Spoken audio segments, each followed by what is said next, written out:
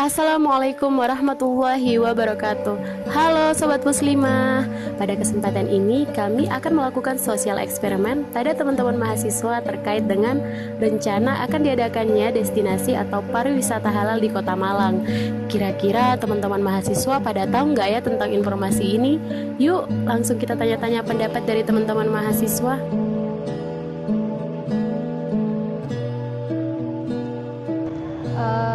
Pariwisata halal yang akan dikembangkan di Malang saya belum pernah dengar, tapi saya pernah dengar itu di negara lain, yaitu di Thailand sama di Malaysia telah dibuka wisata halal. Dan ini saya belum tahu. Kalau saya tahunya itu tentang sertifikasi makanan yang halal, bukan wisata halal.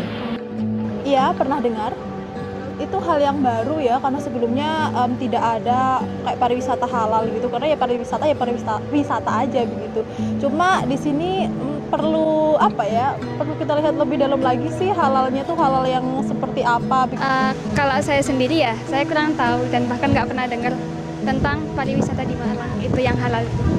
Kalau rencana diadakannya pariwisata di halal itu saya belum pernah tahu ya Mbak. Cuman saya pernah dengar isu-isu akan diadakannya pariwisata halal seperti itu.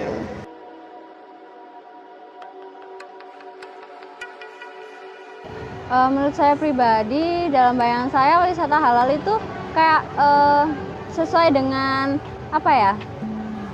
melabelkan bahwa di dalam sana itu halal. Contohnya seperti restoran itu tidak mengandung babi. Kalau sepengetahuan saya, karena saya tidak tahu tentang wisata halal, jadi wisata halal itu suatu tempat wisata yang mungkin di dalamnya itu ada kayak musolanya gitu, ada tempat-tempat ibadahnya gitu. Ya kalau misalkan makanan halal itu berarti makanan yang tidak mengandung kandungan-kandungan yang haram gitu. Tapi kalau untuk wisata halal ya harusnya isinya benar-benar ya tidak ada keharaman sama sekali gitu. Kalau misalnya menurut saya wisata halal tuh yang menyediakan tentunya ini ya kebutuhan untuk peribadatan, misalnya kayak musola atau masjid bahkan kan. Kemudian tempat duduk kayak gitu kan terpisah dengan laki-laki dengan perempuan. Kemudian apalagi ya? Setahu saya itu sih yang penting tersedia gitu tempat buat ibadah. Kalau menurut saya pariwisata halal yang dimaksud di sini itu bukan benar-benar pariwisata yang di dalamnya itu brandnya halal, menghalalkan barang-barang atau akses masuknya atau mungkin aktivitasnya halal, tidak ya Mbak. Tapi lebih kepada tujuannya di sini tuh lebih kepada branding ala-ala wisata halal.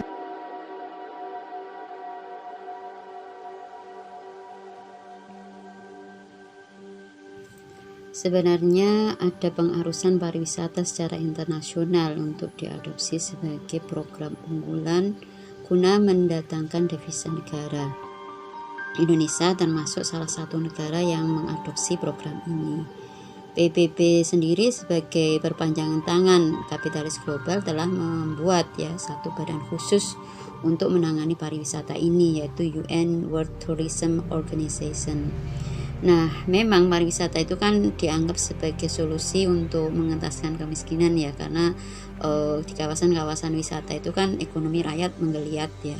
Banyak usaha-usaha kecil masyarakat itu yang tumbuh dan juga terbuka peluang banyak jasa yang bisa dijual sebagaimana yang dibutuhkan oleh para wisatawan. Nah, akhirnya masyarakat ini kan ketika wisata tadi tumbuh, mereka merasa cukup dengan bisa survive dari tetesan-tetesan dan remah-remah ekonomi tadi. Padahal sebenarnya mereka bisa hidup lebih baik dan lebih sejahtera ya ketika sumber-sumber daya alam yang kita miliki saat ini itu tidak dikuasai oleh asing, tetapi dikuasai negara dan dikelola negara untuk kemakmuran rakyat. Karena itu saya melihat ini adalah strategi global. Ini adalah strategi kapitalis global untuk tetap bisa menguasai sumber daya alam negeri-negeri muslim, juga aset dan juga lahan mereka. Sementara rakyatnya dikelola sedemikian rupa, mereka tidak bergejolak karena masyarakat masih mempunyai penghasilan lain dari sektor informal dengan wisata tadi. Meskipun itu pendapatannya kan sekedar bisa membuat mereka bertahan hidup saja. Nah, karena itu bisa kita katakan ini kan sebenarnya satu pembodohan ya. Kita ini diminta untuk mengembangkan sektor informal yang itu hanya menghasilkan uang recehan, sementara penghasilan yang bermiliar-miliar itu justru kemudian dinikmati oleh korporasi internasional. Jadi ini satu hal yang sangat ironis. Nah, yang lebih berbahaya lagi adalah transfer nilai, yaitu terjadi dengan dibukanya berbagai destinasi untuk wisatawan dunia. Maka masyarakat di sebuah kawasan mereka pada akhirnya akan terbiasa dengan budaya-budaya asing yang itu sebenarnya bertentangan dengan syariat Islam. Seperti misalnya cara berpakaian, pola pergaulannya laki dan perempuan. Nah, belum lagi kita tidak bisa pungkiri di tempat-tempat wisata itu biasanya berkembang juga yang namanya bisnis seksual, yang pada faktanya sekarang tidak hanya melibatkan perempuan dewasa tetapi juga melibatkan pekerja seksual yang itu dari kalangan anak-anak di bawah umur kan itu. Nah, ini satu kerusakan yang luar biasa yang kita tidak bisa menutup mata pada hal ini.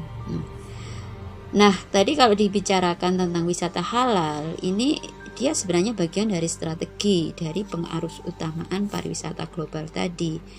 Kan wisatawan muslim ini kan sangat besar potensinya, dan itu dibaca oleh kapitalis global sebagai sebuah peluang untuk mengeruk keuntungan yang besar, karena mereka kan juga investasi ya di sektor ini, sehingga dibuatlah destinasi wisata halal, meskipun itu adalah tempat-tempat yang bisa jadi di situ bukan negeri-negeri muslim ya, kayak di Thailand atau mungkin di Jepang, Korea ya. Dan kalau di Indonesia kemarin sempat jadi polemik adalah terkait dengan Danau Toba dan Bali yang juga diminta untuk menjadi wisata halal. Apa sebenarnya yang dimaksud dengan wisata halal? Itu bukan bermakna wisatanya itu dibuat halal, tetapi ya sekedar satu tempat destinasi wisata yang dia itu ramah terhadap wisatawan muslim.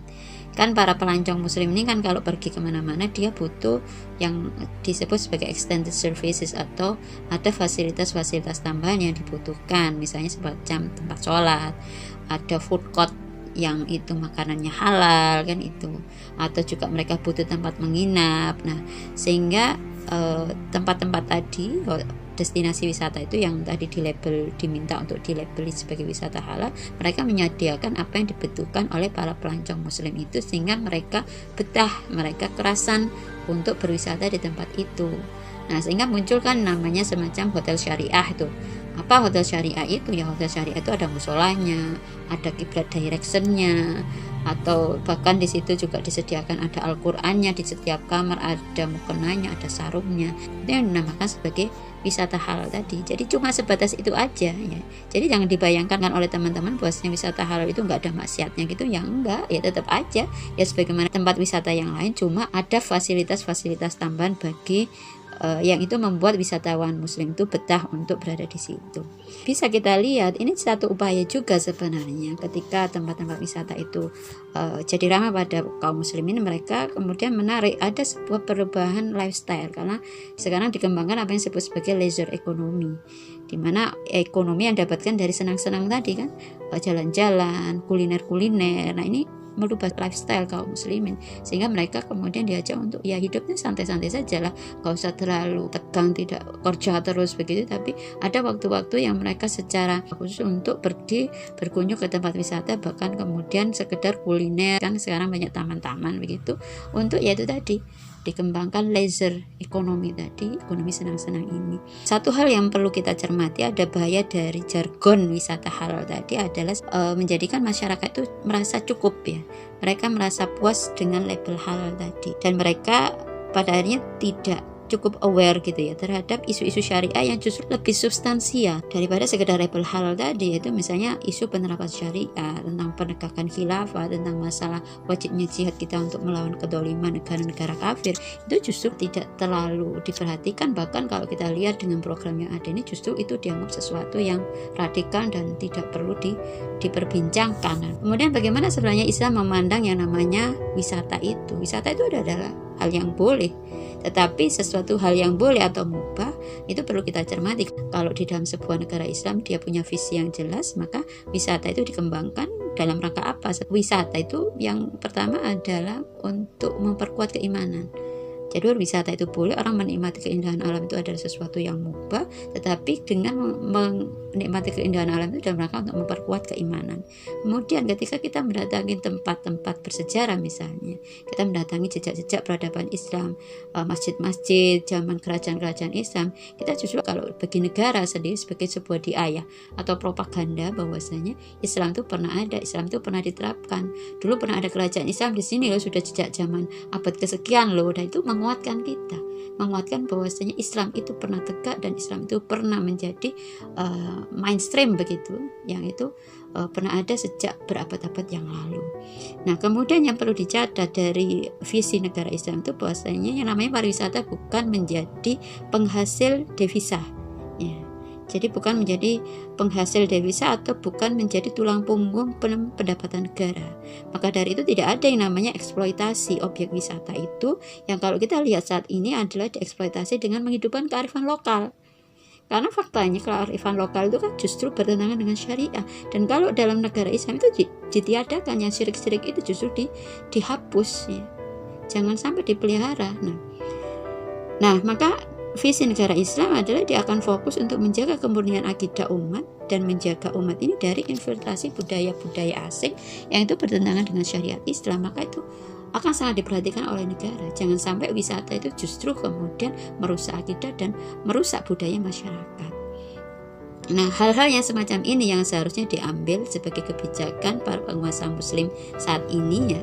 Dan kita tidak bisa pungkiri bahwasanya tanpa khilafah akan sulit bagi kita secara internasional juga untuk bahkan mungkin per negara itu untuk bisa mengubah tadi kebijakan pariwisata ini agar sesuai dengan pandangan Islam. Nah, maka dari itu memang menjadi satu kewajiban bagi kita semua untuk kembali mewujudkan penerapan Islam secara sempurna itu, dan itu tidak bisa tegak kecuali dengan tegaknya khilafah Islamiyah.